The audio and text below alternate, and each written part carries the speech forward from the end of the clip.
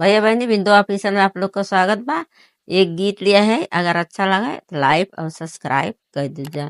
इंदिरा गांधी जात रहली अपने भवनवा, इंदिरा गांधी जात रहली अपने भवनवा,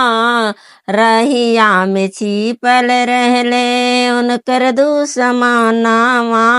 रहिया में छिपल रहले उनकर दुश्मनवा, पहली गोली फायर गईली दूसरी निशानावा, पहली गोली फायर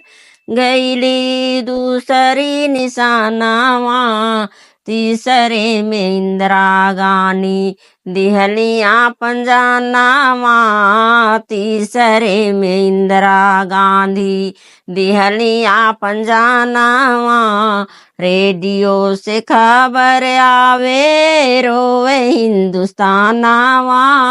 रेडियो से खबर आवे रोवे हिंदुस्तानवा, चुप रहे भारत के ललानावा, चुप रहे भारत के ललानावा, चुप रहो भारत के ललानावा, इंदिरा गांधी जात रहली अपने भवानावा,